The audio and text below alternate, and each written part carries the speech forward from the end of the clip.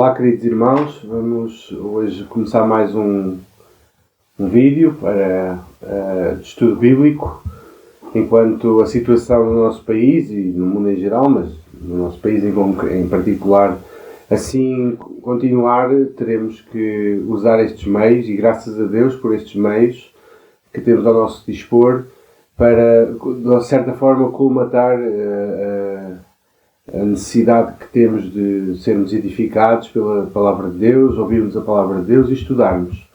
Então, eu hoje quero dar mais um estudo bíblico, à semelhança da passada quinta-feira, e vamos olhar hoje para o Antigo Testamento, como o fizemos a semana passada. Vamos olhar também para um livro histórico, ou seja, vamos olhar para o segundo livro de Crónicas.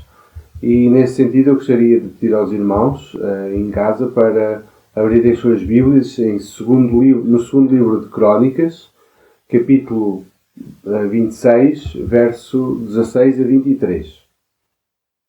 Só algumas informações básicas acerca de Crónicas. Crónicas foi um livro, foi quase dos últimos livros escritos, ou praticamente dos últimos livros escritos do Antigo Testamento.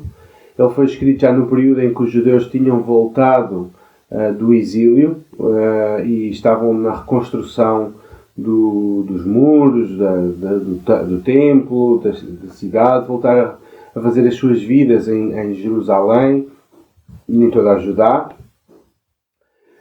Crê-se que o autor foi Esdras, o autor do livro, isso por causa da semelhança entre o final de Crónicas e o início do livro de Esdras, mas é só uma suposição, não há nada que sustente a 100%, mas tudo indica que sim, tenha sido Esdras. O livro de Crónicas também é um livro muito parecido com o de Reis, porque vai falar do mesmo período da monarquia de Israel, mas enquanto Reis fala do reino do Norte e do reino do Sul, e mostra as diferenças e as semelhanças no pecado entre um e outro, o livro de Crónicas vai se centrar mais ou totalmente na vida dos reis de Judá, dos reis do Sul. Isto porque ele tem um povo específico, que é o povo do Sul, que se tinha voltado da Babilónia, que estava a reconstruir o templo, e as temáticas são muito diferentes de Reis, porque em Crónicas nós vemos muito mais assuntos como o templo, o culto, os levitas, assuntos estes que não são tão evidentes no livro de Reis. O livro de Crónicas também serve para mostrar como Deus se mantém fiel e se manteve fiel ao longo da história, apesar do povo perecer muitas vezes por causa do seu pecado. A linhagem do rei da qual viria o Messias prevalece ou permanece por causa da fidelidade de Deus e não dos feitos dos homens, porque todos os reis falharam e o caso que nós vamos ver hoje não é diferente. O cronista, o autor de Crónicas, ele também tem a intenção muito de mostrar que o sucesso ou a prosperidade está muito ligado a uma vida de comunhão com Deus. E muitos reis, vê-se Ezequias, por exemplo, ou Amazias, o pai de Uzias, ou o próprio Uzias, que nós vamos ver hoje, enquanto eles buscaram ao Senhor, tudo esteve bem, o Senhor esteve com eles, fê-los prosperar, mas a partir do momento em que eles abandonaram o Senhor, em que eles trilharam o seu próprio caminho, as coisas mudaram, já não eram iguais. Havia bênção e havia maldição ou disciplina da parte de Deus quando eles abandonavam o caminho do Senhor. Vamos então ler a nossa passagem, que está então no segundo livro de Crónicas, capítulo 26, e do verso 1 ao verso 15 o texto vai falar como Uzias foi abençoado por Deus por causa dele buscar ao Senhor, da sua humildade, e o Senhor fê-lo prosperar. Diz no versículo 4 do capítulo 26 assim: ele fez o que era reto perante o Senhor, segundo tudo o que fizera Amazias seu pai, Propôs-se buscar a Deus nos dias de Zacarias, que era sábio nas visões de Deus. Nos dias em que buscou ao Senhor, Deus o fez prosperar. E depois tem uma série de conquistas, de inimigos, de fortificação das cidades, de própria Jerusalém, o aumento do seu exército. O Senhor estava com Uzias neste trabalho de reinar sobre Israel. Mas a partir do versículo 16 temos a queda de Uzias. A queda no sentido de que este homem que cresceu na busca ao Senhor e cresceu porque estava próximo de Deus, assim também ele diminuiu e teve uma queda grande porque se afastou do Senhor por causa do pecado do seu coração. Vamos ler então segundo livro de Crónicas, capítulo 26, verso 16. Diz assim a palavra de Deus: Mas, havendo-se já fortificado, exaltou-se o seu coração para a sua própria ruína, e cometeu transgressões contra o Senhor seu Deus, porque entrou no templo do Senhor para queimar incenso no altar do incenso. Porém, sacerdote Azarias entrou após ele com 80 sacerdotes do Senhor, homens de maior firmeza, e resistiram ao rei Uzias e lhe disseram: A ti, Uzias, não compete queimar incenso perante o Senhor, mas aos sacerdotes, filhos de Arão, que são consagrados para este mistério. Sai do santuário porque transgrediste, nem será isso para a honra tua da parte do Senhor Deus. Então Uzias se indignou. Tinha o incensário na mão para queimar o incenso. Indignando-se ele, pois, contra os sacerdotes, a lepra lhe saiu na testa, perante os sacerdotes, na casa do Senhor, junto ao altar do incenso. Então o sumo sacerdote Azarias e todos os sacerdotes voltaram-se para ele, e eis que estava leproso na testa. E apressadamente o lançaram fora.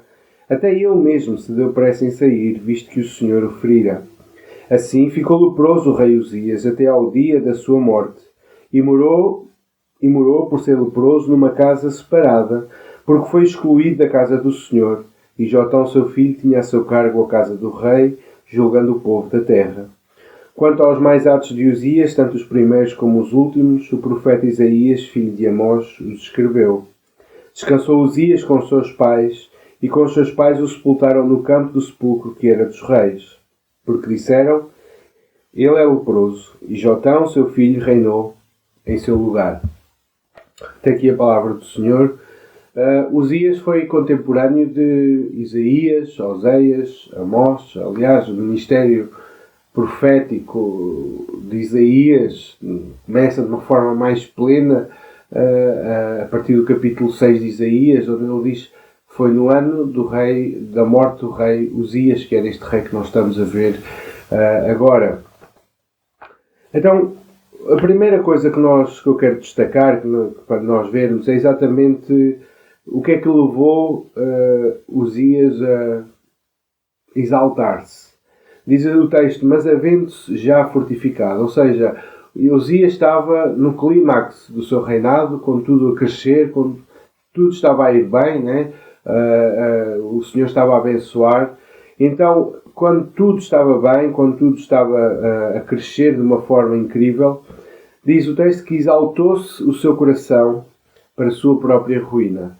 Exaltar-se é elevar-se, ou seja, Uzias deixou de ter os olhos em Deus, que o estava a abençoar, e passou a ter os olhos nele mesmo, como se tudo aquilo que ele construiu fosse obra das suas mãos, fosse algo que ele conseguiu por ele mesmo. E aqui é que está o erro de Uzias e o erro de qualquer um, pensar que aquilo que consegue por causa da sua própria força e não por causa da benção de Deus.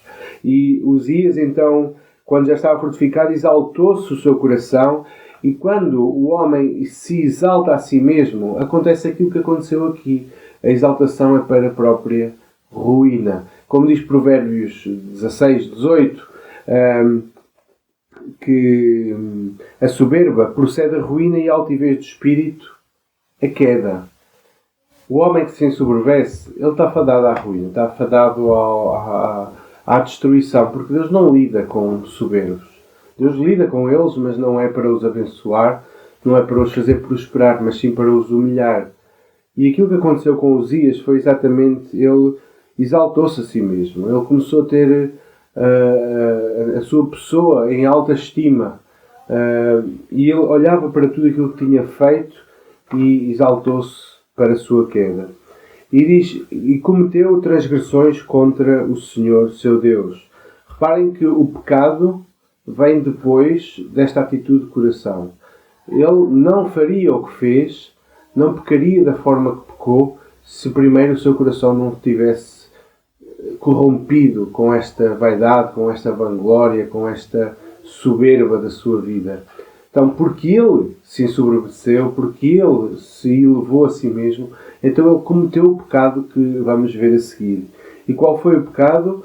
Foi queimar incenso no altar de incenso. Esta tarefa era uma tarefa que pertencia única e exclusivamente aos sacerdotes da tribo de Levi, da família de Arão.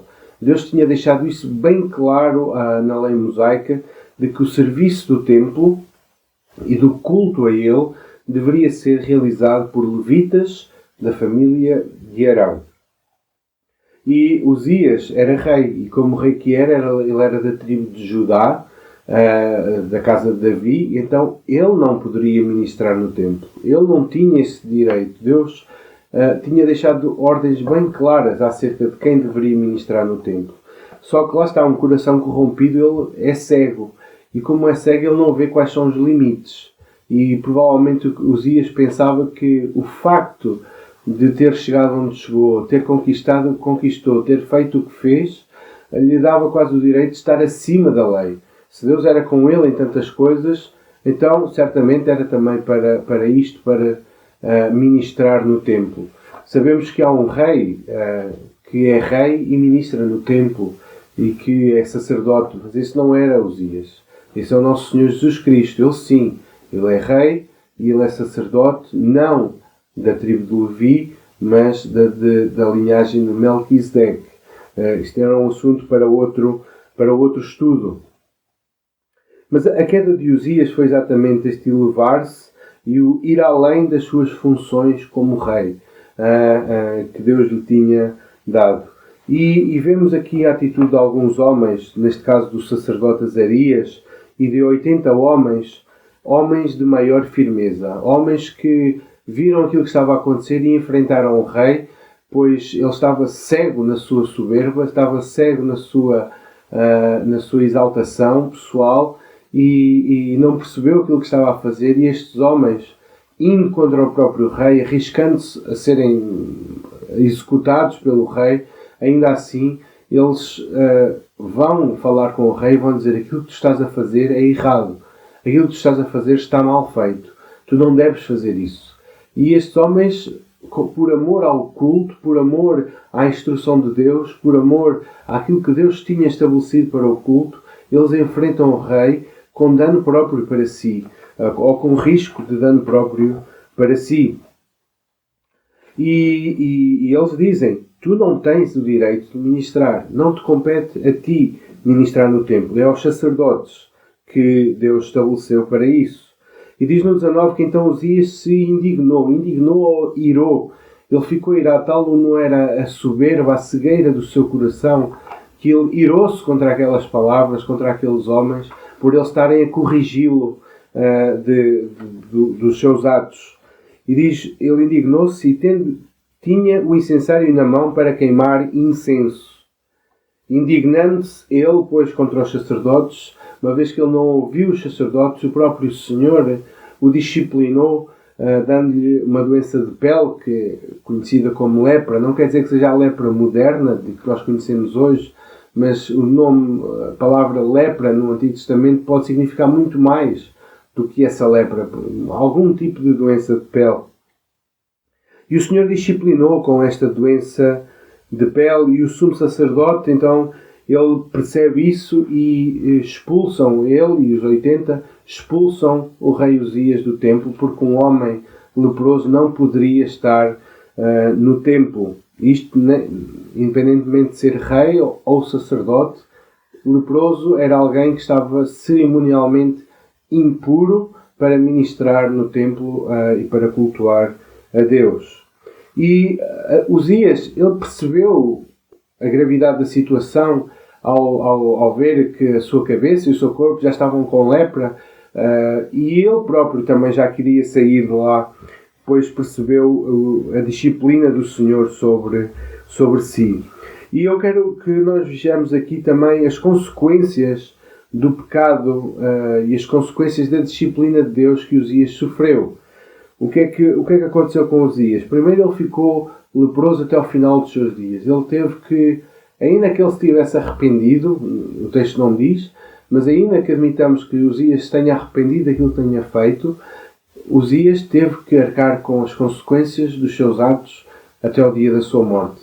Ele cometeu um erro grave, um erro que por causa que foi levado ou foi incendiado por causa da cegueira do seu coração, da sua soberba, e ele teve que lidar com esta consequência de ficar leproso para o resto da sua vida. E ao ficar leproso, diz no verso 21 que ele também viveu numa casa separada. Ele, como leproso, ele não poderia agora estar junto dos seus, junto do seu filho, da sua esposa, junto dos seus amigos, junto daqueles que estavam no palácio. Ele agora tinha que viver isolado do resto da sociedade. Reparem como um rei que fez tanto anteriormente, quando ajudado por Deus, abençoado por Deus, a partir do momento que a soberba toma conta do seu coração, este rei passa a ser um rei excomungado, isolado, separado da comunidade. E mais do que isso, ele não é só separado, até os seus próprios poderes de rei lhe são tirados de certa maneira.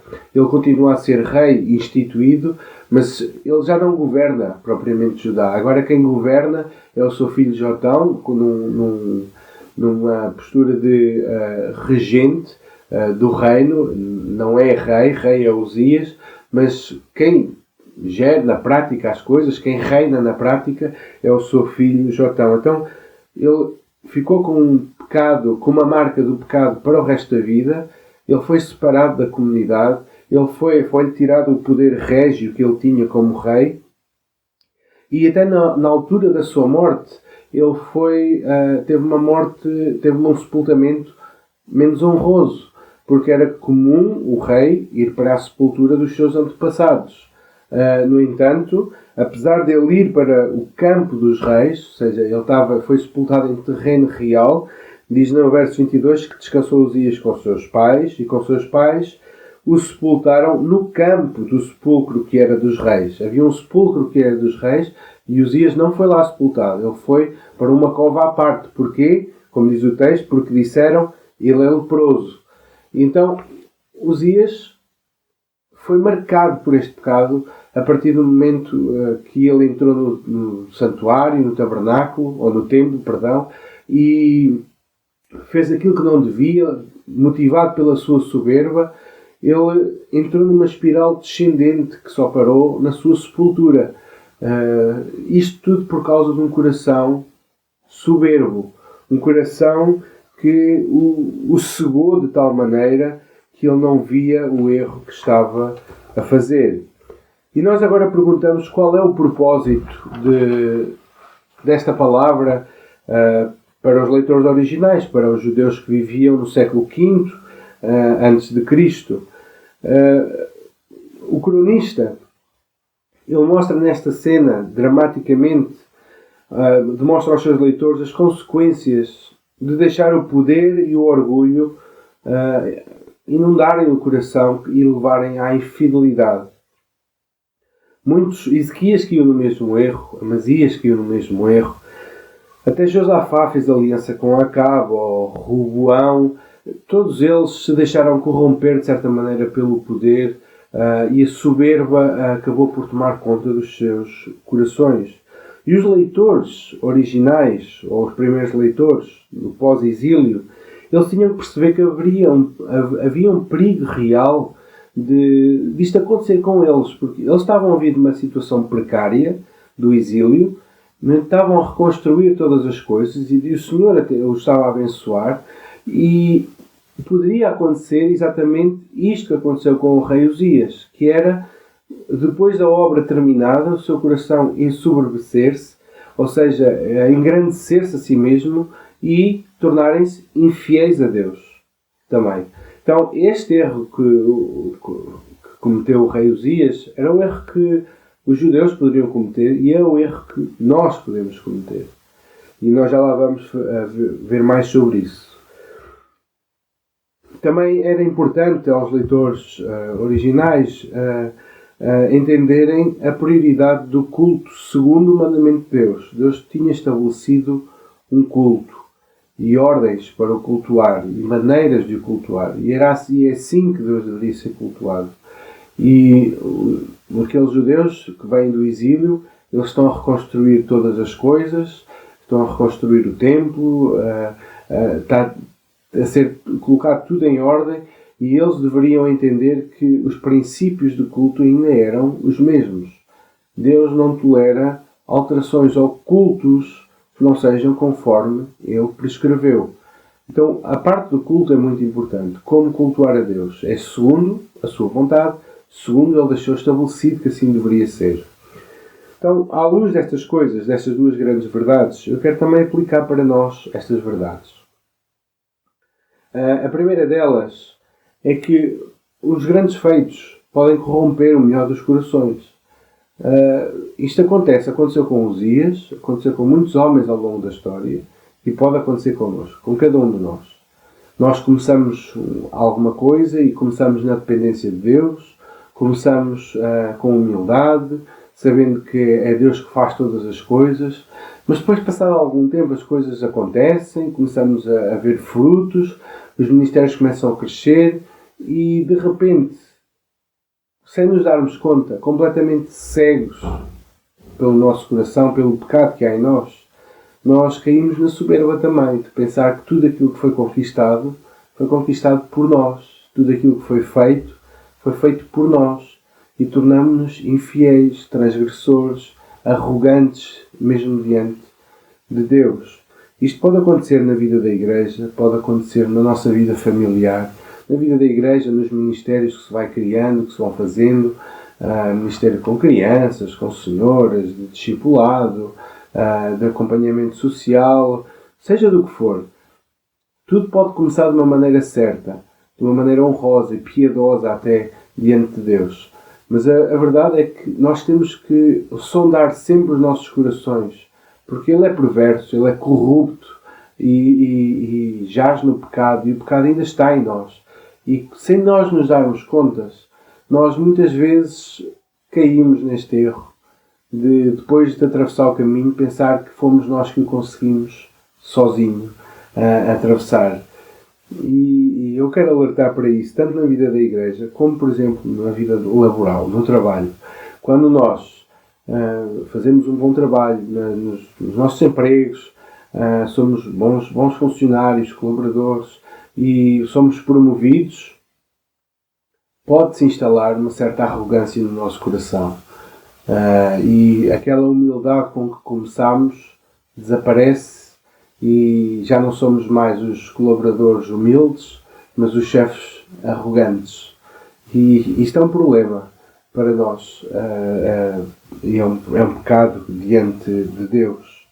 Também a segunda aplicação é sobre o princípio de culto, que não deve ser mudado por nada.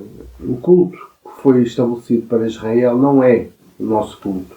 Muitas cerimónias, muitos rituais, eles atingiram o seu cumprimento em Cristo e ficam ali, não passam para nós. No entanto, no Novo Testamento também temos diretrizes da parte de Deus acerca da vida da Igreja, de como deve ser cultuado, da ordem estabelecida por Deus na Igreja. E esta ordem deve e tem que ser respeitada. Nós não podemos, à base da cultura de hoje, do mundo de hoje, do entendimento de hoje, do que é vida, do relacionamento entre homem e mulher, não podemos alterar ou adulterar aquilo que foi um mandamento estabelecido por Deus para ser cultuado. Deus ainda quer ser cultuado à maneira dele, não à nossa maneira. E temos que perceber isto. Deus exige ou ordena que o culto seja composto por ensino da palavra. Vemos isso em muitas passagens do Novo Testamento. A palavra deve ter primazia. A sua palavra deve ser falada, deve ser pregada e anunciada. Também o louvor, somos instruídos para o louvor, mas um louvor bíblico, enraizado na palavra. E também a oração, estarmos juntos para orarmos. Acerca da igreja e da vida da igreja, também temos que entender que Deus estabeleceu uma liderança e uma liderança masculina. Reparem que não é igual ao Antigo Testamento, não é igual aos sacerdotes, mas Deus estabeleceu uma tribo para ser sacerdote. E era essa tribo que deveria ministrar no tabernáculo. E no Novo Testamento Deus estabeleceu homens para liderar a sua igreja. E devem ser homens que devem liderar a igreja, que devem pastorear, que devem ser os presbíteros da igreja. E isto, nós não temos o direito de alterar isto. Foi Deus que estabeleceu estas regras e nós só nos cumpre obedecê-las. Assim como o ensino da palavra na igreja, na vida da igreja, deve ser dado por homens. Deus deixou isso bem claro através das cartas de Paulo. E nós não podemos alterar isso à custa da era em que vivemos, da modernidade em que estamos. Nós não temos esse direito. Nós devemos cultuar a Deus conforme Ele estabeleceu na sua palavra. Então o culto é algo importante. Não é algo que é segundo a minha intenção, segundo aquilo que eu acho que deve ser, mas segundo as diretrizes de Deus para o seu próprio culto. Então, irmãos e amigos,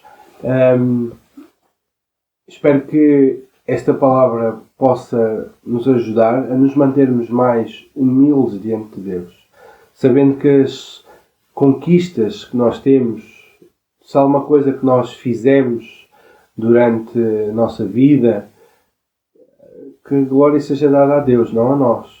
E que Deus nos livre de um coração soberbo, coração engrandecido, que se auto-exalta nos seus feitos. Que possamos realmente manter-nos humildes diante de Deus, sabendo sempre que se há alguma coisa que fizemos, é graças a Ele e não a nós. Que o Senhor nos abençoe a todos nós e que a nossa oração é que dentro de pouco tempo possamos estar juntos novamente para louvar ao Senhor, para o cultuar como corpo, reunidos num só lugar, para ouvir a sua palavra, para comungarmos da ceia juntos. São tudo coisas que nos fazem falta, então que o Senhor nos ajude e nos dê força para aguentar este tempo mais difícil. Bênçãos do Senhor para todos.